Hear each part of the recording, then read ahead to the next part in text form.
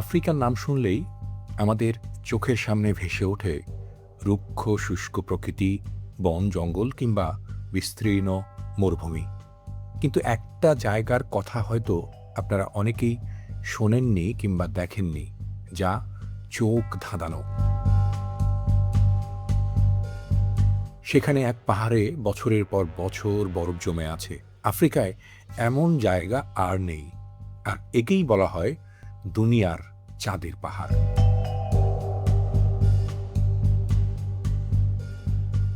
প্রায় 2000 বছর আগে পৃথিবীর অন্যতম বিখ্যাত ভূগোলবিদ টলেমি এই পাহাড়ের নাম দিয়েছিলেন মাউন্টেন্স অব মুন, বাংলায় বললে চাঁদের পাহাড়।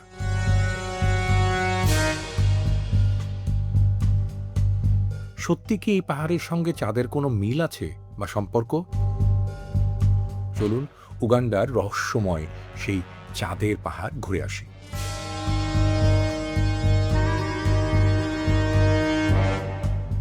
কোথায় এই পাহাড়? এ প্রশ্নই আসবে সবার আগে সবার মনে।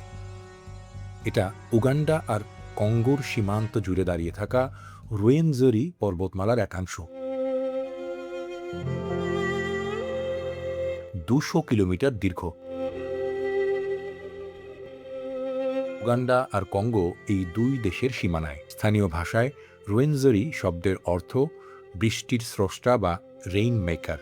এখানে গ্রীষ্ম বর্ষা বলে কিছু নেই। প্রতিদিনই এখানে মেঘ জমে বৃষ্টি হয়, আর সেই পানি নেমে আসে অসংখ্য নদীতে।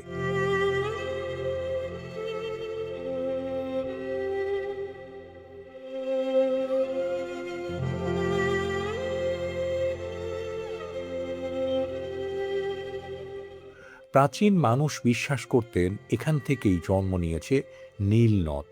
প্রকৃতির অপার সৌন্দর্যের এই জায়গাটিতে যাওয়া কিন্তু সহজ নয়।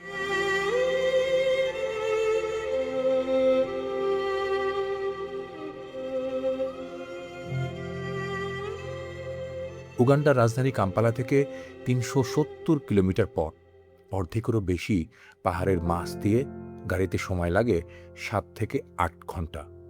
পথের মধ্যে পড়বে স্থানীয় বকেনজো জাতিগোষ্ঠীর ছোট ছোট প্রাচীন গ্রাম, নতুন গজিয়ে ওঠা কিছু শহর।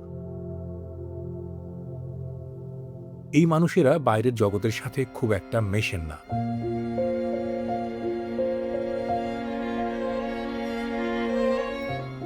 এ পথে আসার সময় আরও দেখবেন সবুজ চা বাগান আর নয়ন জুড়ানো ক্রেটার লেক। 1800 বছর আগে গ্রিক ভূগোলবিদ ক্লাডিয়াস টলেমি আফ্রিকার মানচিত্র আঁকতে লিখেছিলেন, মাউন্টেন্স অব দ্য মুন থেকেই নীল নদের উৎস। সেই সময় কেউ এই পাহাড়ে পৌঁছাতে পারেনি।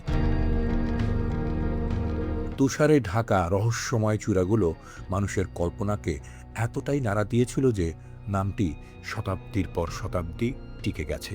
জানিয়ে উপন্যাস, গল্প হয়েছে, তৈরি হয়েছে বহু চলচ্চিত্র।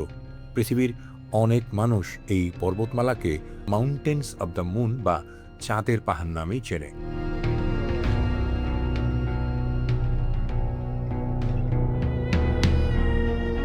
আরেকটি গল্প, এই যে আমরা নীল নদের জন্মস্থানের কথা শুনছি, তাও কিন্তু এই উগান্ডাতেই, যে জায়গাটির নাম নিনজা।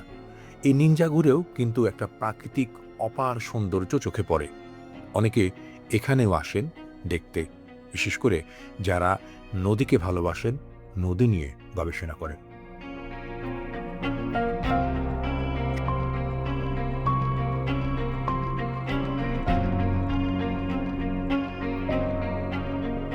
এই লেক থেকে শুরু হওয়া নীলনদের যে যাত্রা, সেটি 6650 কিলোমিটার পথ অতিক্রম করেছে নদী হিসেবে।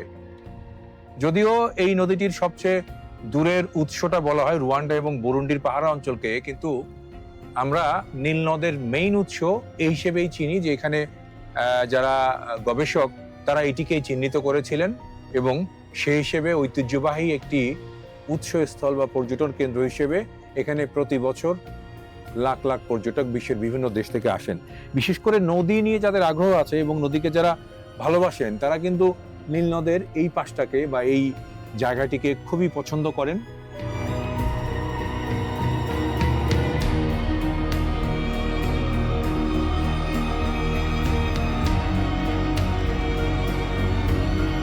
সবচেয়ে অবাক করা বিষয় হলো এই পাহাড়টি নিরক্ষরেখা থেকে খুব বেশি দূরে নয়।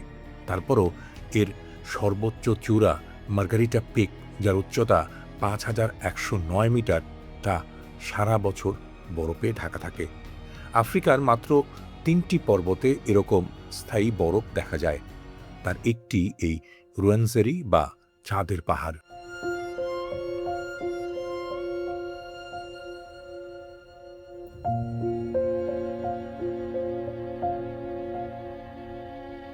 তবে জলবায়ু পরিবর্তনের কারণে এখানকার হিমবাহ খুব দ্রুত গলছে। বিজ্ঞানীদের আশঙ্কা, আগামী কয়েক দশকের মধ্যে চাঁদের পাহাড়ের এই বরফ আর হয়তো দেখা যাবে না। রুয়েনজেরিতে ঢুকলেই মনে হবে আপনি যেন পৃথিবীর অন্য কোনো গ্রহে চলে এসেছেন। বিশাল সায়ান, লোবেলিয়া আর গাছগাছালি।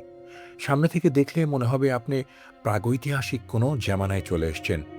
অদ্ভুত অচেনা এই গাছপালা সত্যি অন্যরকম।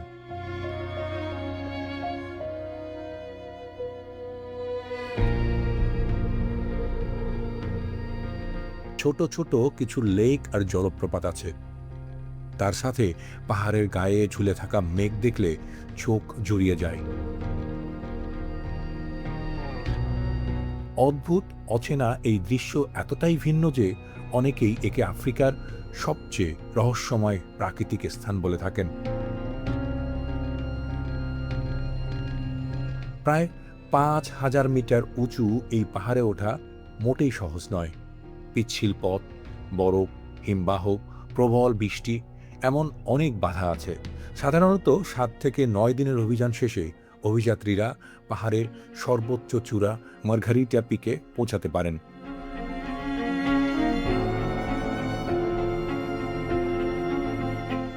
আফ্রিকাকে আমরা অনেক সময় শুধু সিংহ, হাতি আর সাফারির দেশ হিসেবে দেখি, কিন্তু এই মহাদেশের বুকেই লুকিয়ে আছে এমন সব বিস্ময় যা পৃথিবীর আর কোথাও নেই। উগান্ডার এই চাঁদের পাহাড় শুধু একটি পর্বতমালা নয়, একটি ইতিহাস, রহস্য, প্রকৃতি এবং জলবায়ু পরিবর্তনের জীবন্ত সাক্ষী। হয়তো কয়েক দশক পর এখানকার বরফ আর থাকবে না, কিন্তু মানুষের কৌতূহল, বিস্ময় আর এই পাহাড়ের গল্প কিন্তু বেঁচে থাকবে। তখন এই ভিডিও দেখে আমাদের নতুন প্রজন্মের কেউ কেউ হয়তো আফসোস করবেন, আহারে চাঁদের পাহাড়টা হারিয়ে গেল কোথায়।